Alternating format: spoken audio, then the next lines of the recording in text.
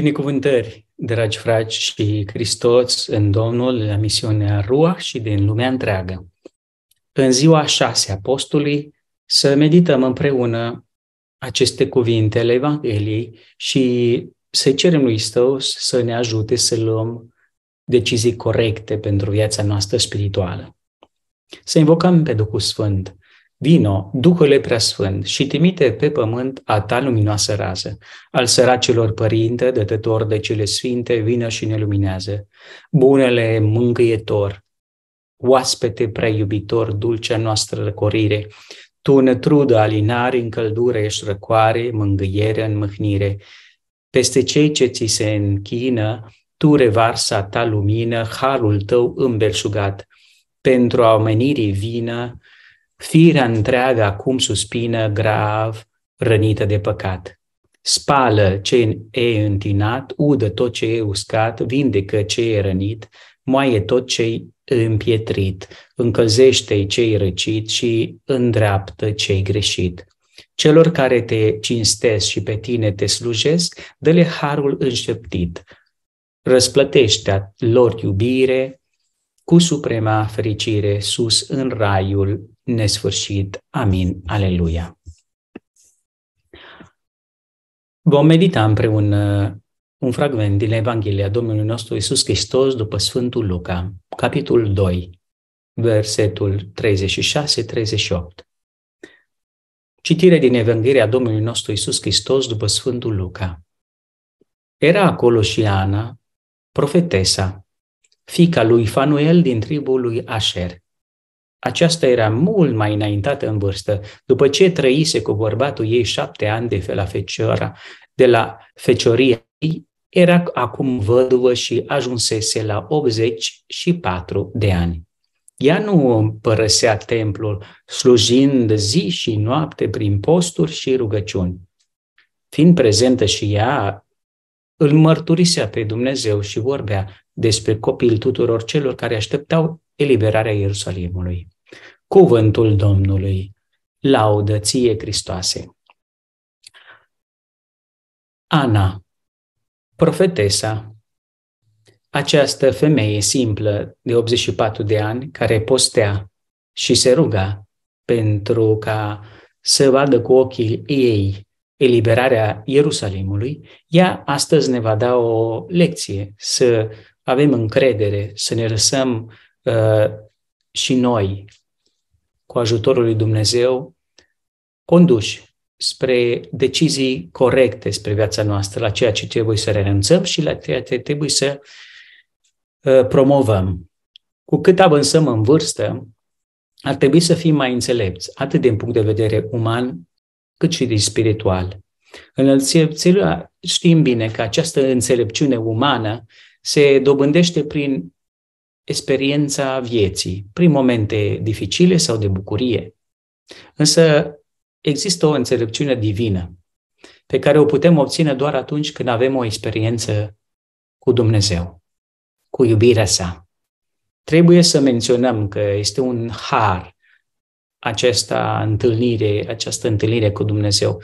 Dacă dobândim aceste două înțelepciuni, atunci putem afirma că am ajuns ca persoane la o maturitate spirituală. Această experiență cu Dumnezeu o putem primi prin rugăciune, adorație, prin acte de milostivire, prin laudă, prin post. Înseamnă, am putea spune, a se lăsa să fii cucerit de dragostea lui Dumnezeu, a vedea ceea ce poate ceilalți nu văd, precum Ana profetesă. Este a te abandona în voința Domnului, facă-se voia ta.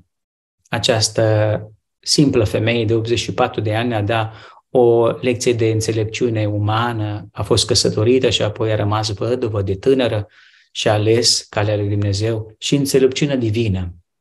De tânără nu s-a despărțit de templu, slujind și postind și rugându-se. Cât de mult avem nevoie de oameni înțelepți, cât de mult avem nevoie de oameni care să ne conducă spre această înțelepciune divină. Pentru că și-a menținut privirea spre Domnul, Ana, profeteasa din Evanghelie, a putut să-L descopere pe Iisus între mii și mii de copii care intrau în templu la acea vreme.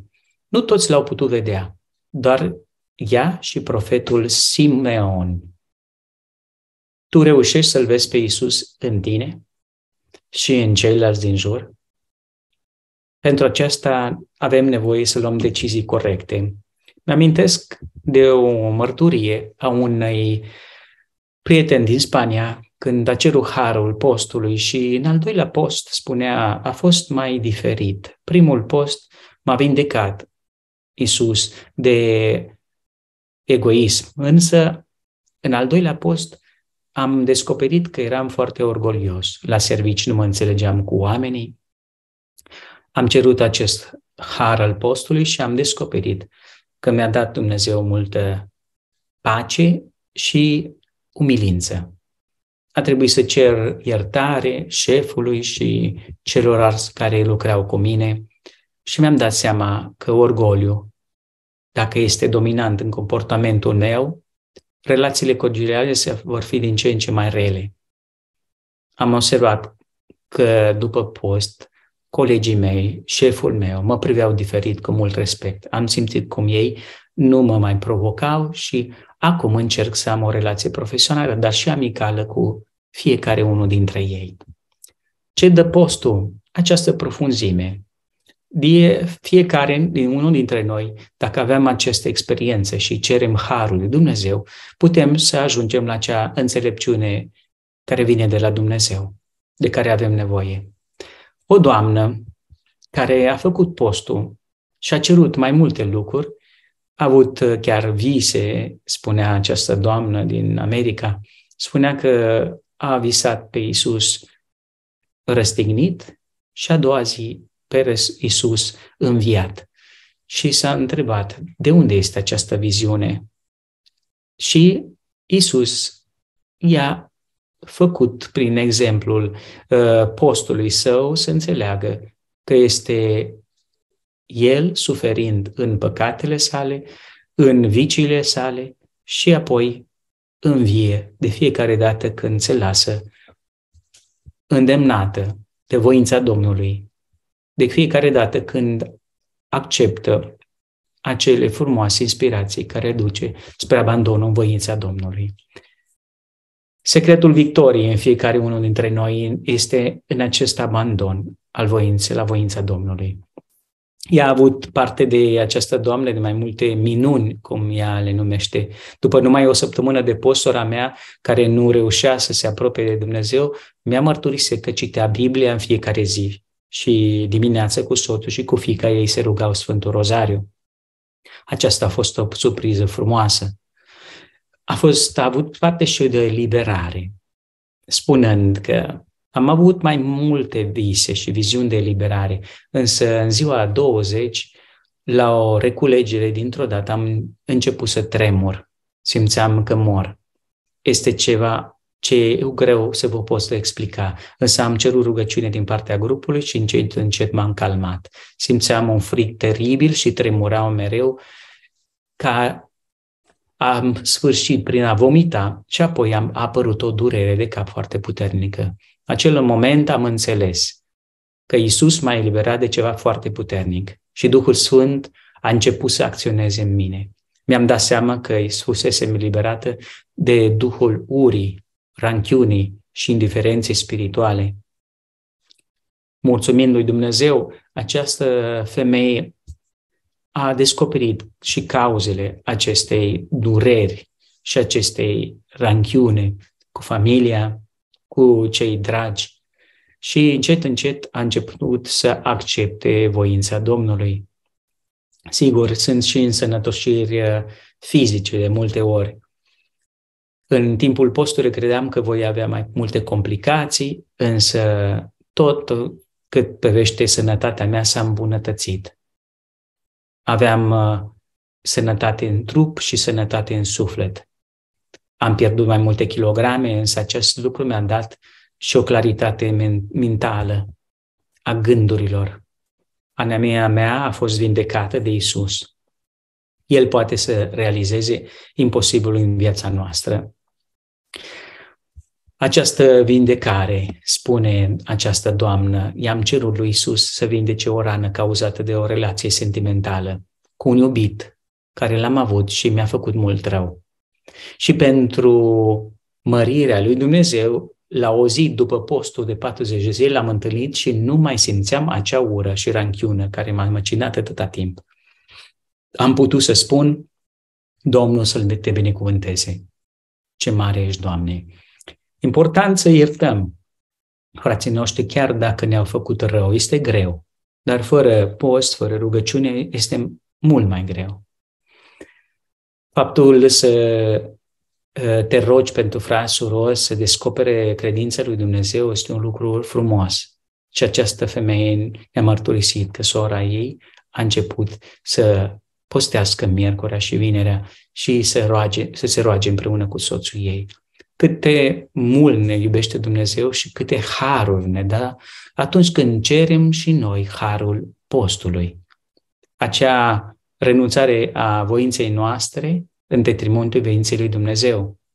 Mai mult decât renunțare este o întăruire a voinței noastre lui Dumnezeu ca să facă El, ca un bun artist din aluatul nostru omenesc, să facă acea frumoasă imagine a lui Dumnezeu în care este scrisă în cer. Și tot ce este scris în cer se va realiza pe pământ, în măsura în care noi îl vom lăsa pe Iisus să intre în sufletul nostru. Spuneam, Sfântul Serafim din Sarov, corpul celui care postește devine difan și ușor.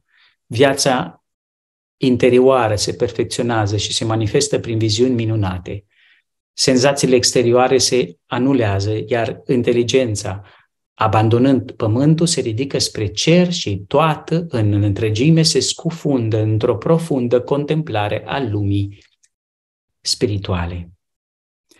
Ce explicație profundă ne dă acest sfânt serafin, cum viața noastră interioară se perfecționează și cum postul este cel care înaltă mintea, inteligența spre cer și ne dă acea profunzime a contemplării luminii spirituale divine de care avem nevoie. Să cerem lui Dumnezeu în această zi a postului harul ca să ne abandonăm voința noastră în voința divină și să luăm acele decizii zilnice de care avem nevoie pentru a crește în Duh. Dumnezeule, Tatăl Atotputernic, în această 6 zi a postului, te rog să faci să crească în mine înțelepciunea sufletului, pentru a putea lua tot timpul decizii care să mă apropie în fiecare zi în a accepta și a trăi în voința divină. Îți cer aceasta prin Hristos, Domnul nostru. Și Dumnezeu Tatăl, Fiul și Duhul Sfânt să ne binecuvânteze pe unul fiecare dintre noi și Sfânta Fecioară Maria să ne călăuzească. Amin. Amin. Amin.